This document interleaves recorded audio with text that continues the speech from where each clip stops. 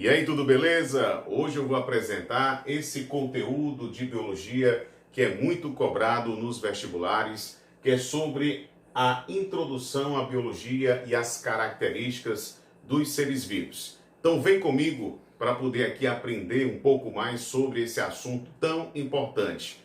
Vamos lá. Bem, em relação à biologia, a gente sabe que a biologia ela tem uma fundamental importância dentro da sociedade, dentro da medicina, dentro da própria saúde. Através dos estudos em biologia, a gente consegue descobrir muitas coisas. A gente tem a importância na produção de medicamentos, na produção de vacinas, na produção de soros, na prevenção de doenças, na descoberta de agentes infecciosos. Ou seja, a área da biologia oferece um grande leque de informações. Nós temos várias áreas dentro da biologia. Temos a botânica, a zoologia, a bioquímica, a parte também que a gente chama de biomoléculas, a parte da genética, fisiologia, evolução, ecologia, microbiologia, ou seja, são muitos os assuntos dentro da área da biologia. E aí a gente precisa entender de como essa ciência, né, como essa área, entendeu, das ciências da natureza é fundamental para a sociedade em geral. Tranquilo? Bem, em relação às características dos seres vivos, o que é que a gente precisa aprender aqui?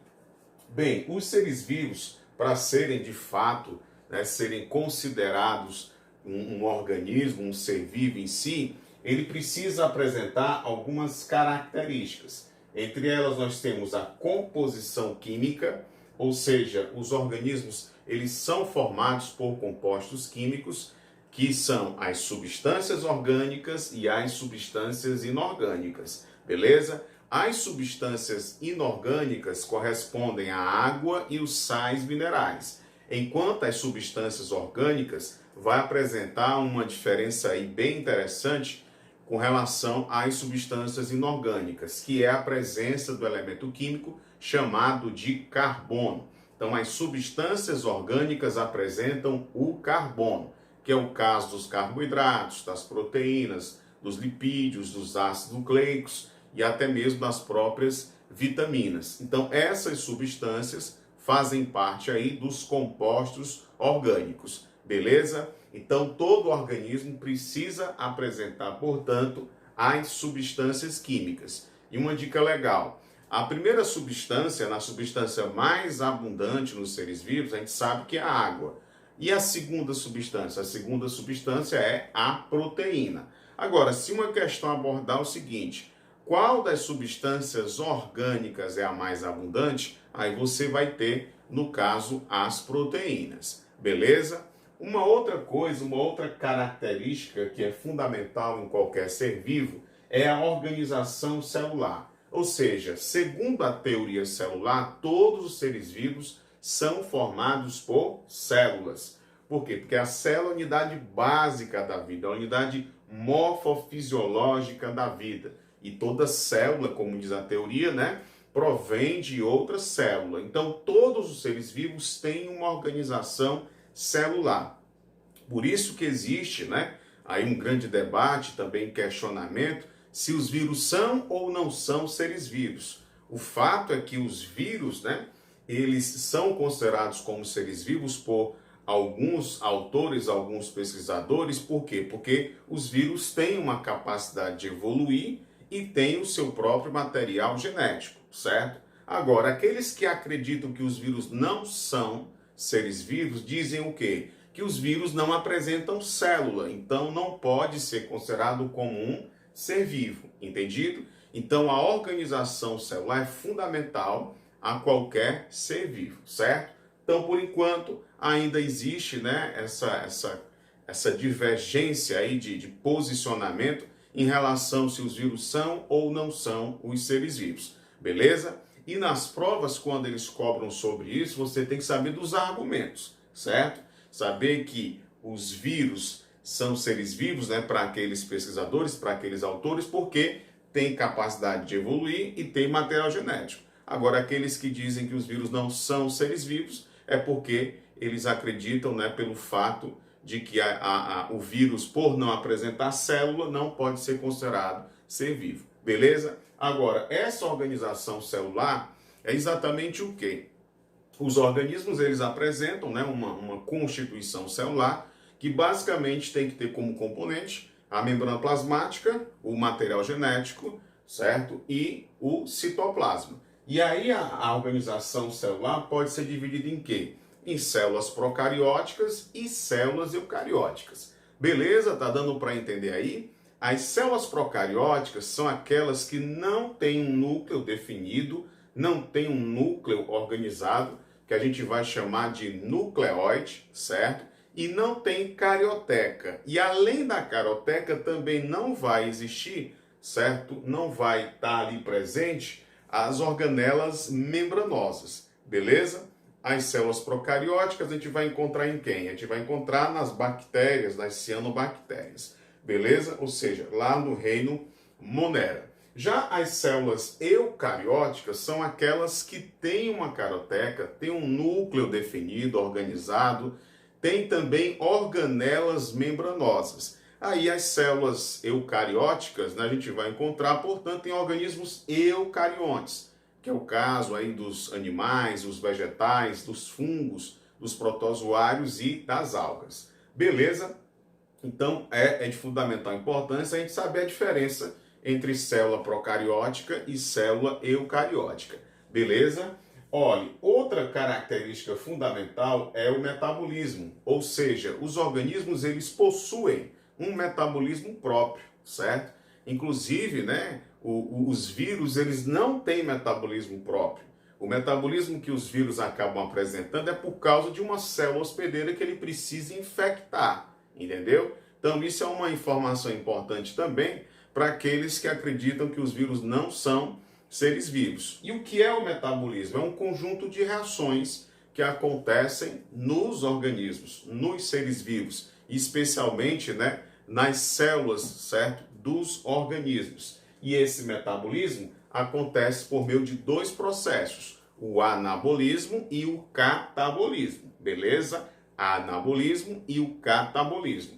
O anabolismo se refere à construção. Por quê? Porque no anabolismo, moléculas simples, certo, acabam se transformando em moléculas mais complexas. Moléculas menores acabam se transformando em moléculas maiores. Por exemplo, se eu faço a ingestão de aminoácidos, juntamente esses aminoácidos podem se reunirem, entendeu? E acabar formando as proteínas que, portanto, são moléculas maiores, são substâncias maiores, entendeu? Agora, no catabolismo é o contrário. Você vai ter o quê? Uma quebra, né? A palavra catabolismo se refere à quebra de substâncias, beleza?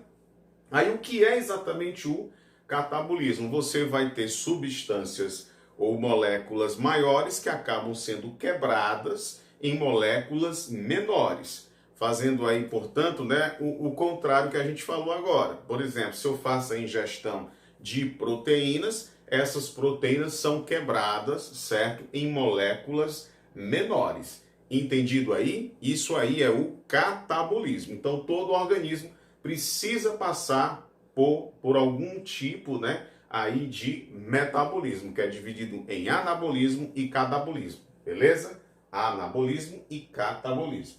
Outra coisa importante é o genoma e a hereditariedade. Todos os organismos possuem um material genético. No caso, os vírus, por exemplo, ele tem o DNA ou o RNA, certo? Mas os demais seres vivos apresentam os dois tipos de ácidos nucleicos, DNA e RNA. E isso é fundamental para quê? Para transmitir suas características para os seus descendentes. Então, as características que a gente apresenta, a gente passa para a nossa descendência, para os nossos filhos, certo? Coisas boas, beleza? Mas também pode acabar passando, né, características ruins, como doenças, como é o caso, por exemplo, da diabetes, tem o caso da hipertensão, certo? Tem as doenças cardiovasculares, o próprio câncer, enfim, muitas características podem ser passadas, né, para a nossa descendência. Isso por causa de quê? Da hereditariedade. né? E o genoma se refere ao conjunto de genes da espécie. Nós temos o nosso genoma, o genoma, né, da nossa espécie humana, assim como os outros organismos têm o seu próprio genoma. Beleza? Tudo tranquilo? Olha, a outra característica, turma, ó, presta atenção aí, viu? Você que está se preparando aí no vestibular, se preparando para as provas de biologia, olha, tem a reprodução, que pode ser dividida em assexuada e sexuada. No caso da reprodução assexuada, é quando não há troca de material genético. Não há participação, né, de dois aí genitores, não há cópula, não há fecundação, entendido? Não há um ato, né, sexual.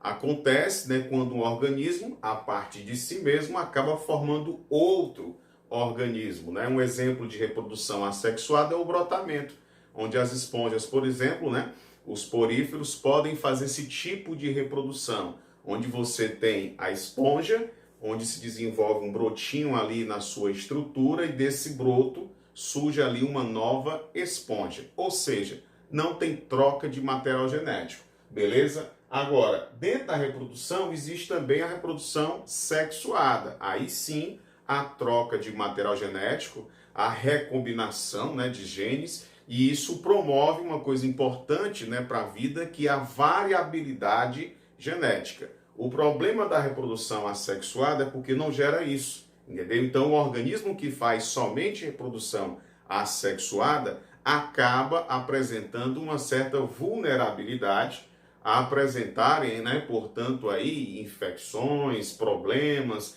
entendeu? Pode acabar se tornando menos resistente. Agora, aqueles que fazem reprodução sexuada, pelo fato de apresentarem uma variabilidade genética, isso permite, né, uma maior resistência às condições, por exemplo, que possam ser desfavoráveis, né, no ambiente. Então, isso é importante para a evolução. Então, se for cobrado aí alguma prova, viu, sobre reprodução sexuada, lembre-se que a responsável pela variabilidade genética, certo, vai ser a reprodução sexuada.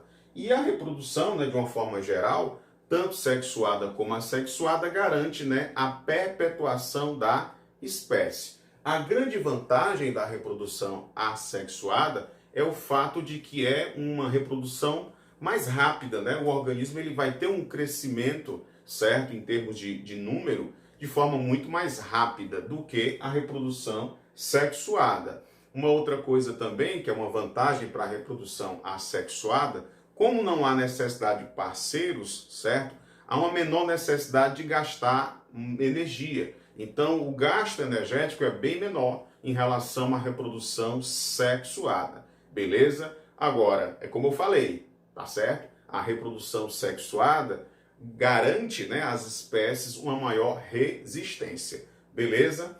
E a outra característica, né, é a evolução. Os organismos evoluem, isso é fato. Todos os seres vivos evoluem. Alguns são mais simples, outros são mais complexos, mas todos os seres vivos passam pelo processo de evolução. Graças aí, né, principalmente a mutação, a recombinação genética. E ainda tem, né, um fator importante defendido por Charles Darwin, certo? Que é a seleção natural. A seleção natural que diz que os mais bem adaptados acabam se sobressaindo, né, no ambiente, acabam inclusive deixando suas características para os seus descendentes. E essas características são características favoráveis que fazem com que esses organismos se deem bem no ambiente. Se você tem dois organismos onde um não se adapta bem, ou seja, ele é capaz, né, de algum tempo não existir mais, acabar sofrendo uma extinção.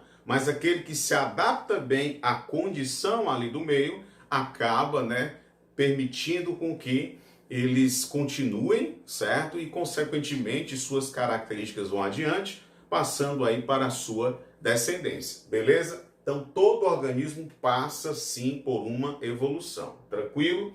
A outra característica importante, ó, é a irritabilidade ou excitabilidade. Ou seja, os organismos, eles têm sim uma sensibilidade às condições do ambiente e, portanto, podem apresentar, né? Podem não, eles apresentam, né, essas características, certo? Como, por exemplo, quando o indivíduo ele vai se aproximando de uma fogueira. Ele sabe que se ele se aproximar demais, ele pode acabar se queimando, certo? Quando alguém, por exemplo, está no fogão, acende ali, né, o fogo e está fazendo a sua comidinha lá, né? E aí, quando ele acende, ele tem que ter o cuidado para não se queimar, entendeu? Ou seja, isso aí é uma característica importante dos seres vivos que a gente vai chamar de irritabilidade ou então excitabilidade, porque tem a ver também com a questão sensorial, né? Com a questão dos sentidos. Beleza? Tudo tranquilo? Um abraço para você, deixa o seu like, faça o seu comentário, se inscreva no meu canal. Um abraço e até a próxima com mais biologia para você.